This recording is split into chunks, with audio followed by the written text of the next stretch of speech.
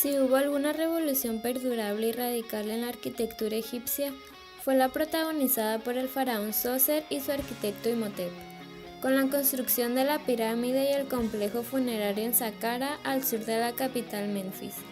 Las obras se iniciaron hacia el 2750 a.C., a los 20 años del reinado de Sócer. Las innovaciones introducidas por Imhotep fueron de dos tipos. En primer lugar, se sustituyó el ladrillo de barro prensado, los haces de papiro y los troncos de árbol por la piedra caliza labrada. En segundo lugar, inventó literalmente la pirámide.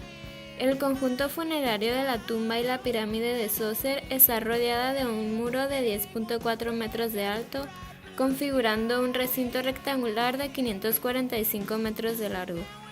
Tiene una entrada principal situada en la esquina sureste. Para evitar la violación, se construyeron varias puertas falsas. Del pórtico de la entrada principal arranca un largo pasadizo cubierto, reforzado a ambos lados por 20 machones salientes y entrantes que terminan en unas columnas adosadas, inclinadas en forma de haces de papiros. Al fondo, el pasadizo desemboca en una cámara más ancha. Se cree que este pasadizo era una representación simbólica del Nilo, con sus 40 gnomos situados a lo largo de sus orillas. La pirámide escalonada se alza sobre la mastaba de la primera planta, cuyas interioridades alojan la tumba subterránea excavada en la maceta de roca. Los muros de esta cámara mortuoria fueron revestidos de cerámica variada verde, imitando tallos de papiro y madera. Después de una serie de cambios para alojar las tumbas de otros miembros de la familia de Sócer, el resultado final fue una monumental pirámide escalonada, revestida de finas losas calizas blancas de 140 por 118 metros de base y 60 metros de altura inicial.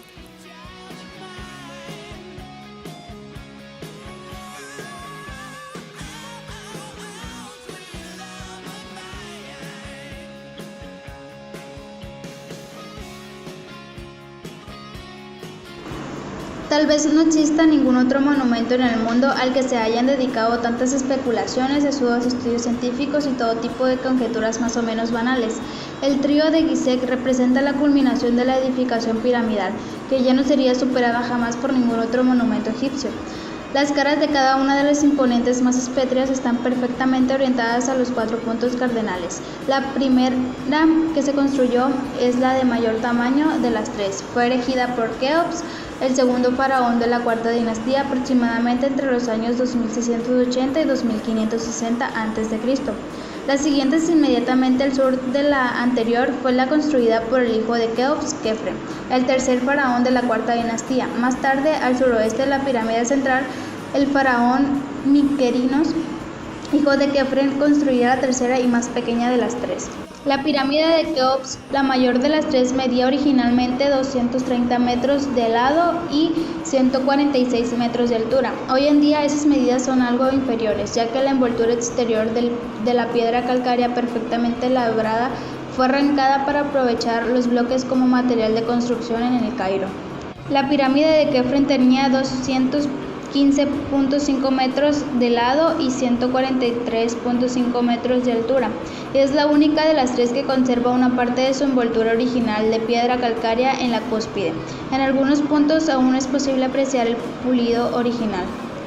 La pirámide de Mykerinos medía 108.5 metros de lado y 66.5 metros de altura. También le faltaba el revestimiento original, las 16 primeras hiladas del cual eran de granito. En torno a cada una de las pirámides se extendía un extenso conjunto funerario. El acceso se realizaba desde el este, es decir, desde el valle del río, a través de un canal cortado en la ribera del Nilo. Llegado a este punto, cabe plantearse dos cuestiones interesantes. ¿Cómo se hicieron estas magníficas construcciones? Y aún más importante, ¿por qué se empleó casi toda la fuerza de trabajo de Egipto en unas tareas tan descomunales que tardarían años y años en terminarse? Para apreciar la magnitud del esfuerzo no hay que olvidar que los egipcios solo tenían herramientas de madera, piedra y cobre, y no disponían de vehículos a ruedas.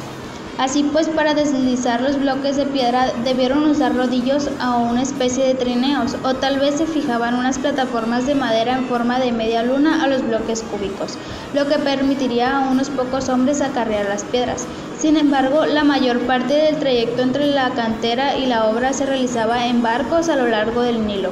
Una de las fases más críticas debió ser la nivelación de la plataforma de la meseta para recibir la base de la pirámide, ya que el más mínimo fallo repercutiría en graves problemas de estabilidad en la parte alta de la pirámide. La nivelación se realizaba por medio de zanjas llenas de agua. Tan precisa debió ser esta labor que los modernos instrumentos de levantamiento topográfico han podido detectar un desnivel de solo 1.25 centímetros en la esquina noroeste de la pirámide de Keops.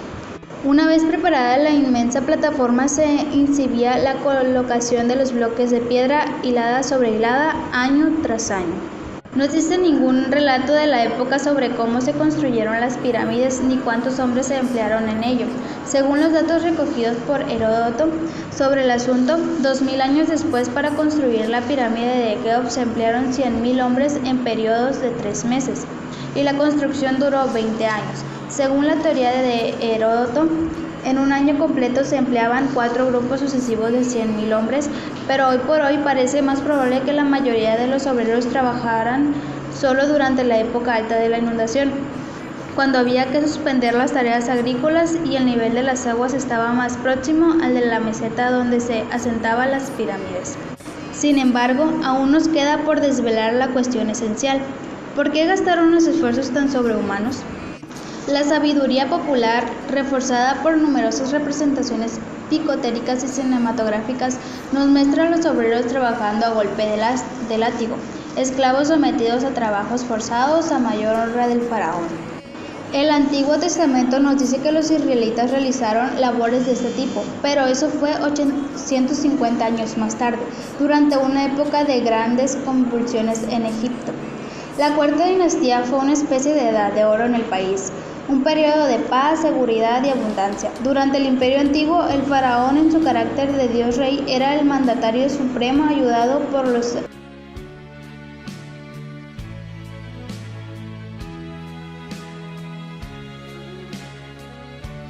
Las antiguas metrópolis egipcias de Menfis y Tebas han desaparecido, pues estaban hechas de ladrillo de barro prensado.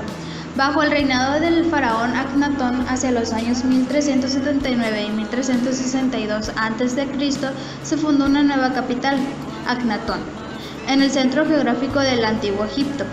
Esta ciudad pretendía ser la sede de la revolución religiosa emprendida por Aknatón.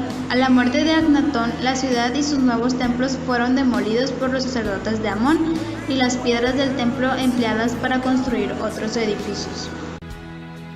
La tumba de Hatshepsut en Deir el-Bahari, conjunto funerario aterrazado contra la base del farallón occidental del Nilo por el faraón de la 11ª dinastía Mentuhotep III hacia el 2120 a.C.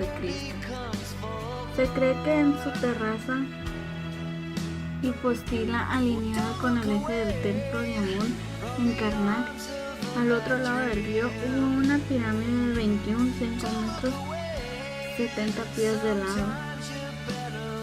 De esa tumba solo quedan fragmentos, pero junto a ella y en mucho mejor estado se encuentra la tumba de la reina Hatshepsut, quien gobernó como faraón de la 18ª dinastía entre los años 1503 y 1482 a.C. Hatshepsut encargó a su arquitecto y administrador Semut la construcción de un templo funerario con terrazas junto al de Mentuhotep, que debía servir también como paraíso terrenal para Amón, con un jardín de árboles de la mira importados del Pund.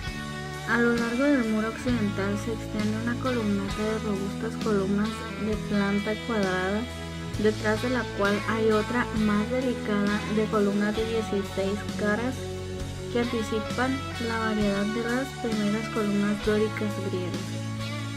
Las columnatas son atravesadas en su centro por una rampa que asciende a una gran terraza superior. A lo largo del lado oeste de la terraza hay otra columnata doble que sirve de porche a los templos del fondo, dedicados a Hathor, cuyo nombre significa casa de Horus, el sol, diosa del amor, las artes, música, y Anubis, dios de los muertos y conductor de las almas. Más al fondo de este porche se encuentra un patio o postilo abierto flanqueado por los templos de Amón y Ra, excavados en la cara de la montaña. Todo el conjunto toma el modelo antiguo de las imponentes columnatas abiertas y la organización geométrica espacial basada en la axialidad y la ortogonalidad. Pero como rasgos característicos más importantes hay que destacar el modo en cómo Semnut adoptó la construcción al medio natural, integrando terrazas en los escalonamientos naturales del terreno.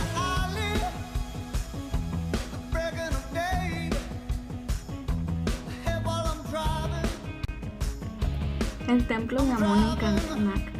El templo de Amón en Karnak, al sur de Tebas, se convirtió gradualmente en el centro administrativo y religioso del imperio egipcio.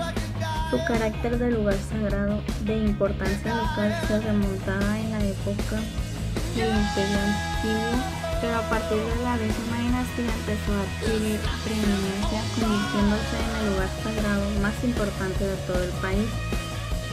Junto al sur de Tebas y a orillas del Nilo había dos zonas sagradas principales: el templo construido durante el Imperio Medio y dedicado a Amón en Karnak, y el otro en Luxor, 1,5 kilómetros o 1 milla al sur del anterior.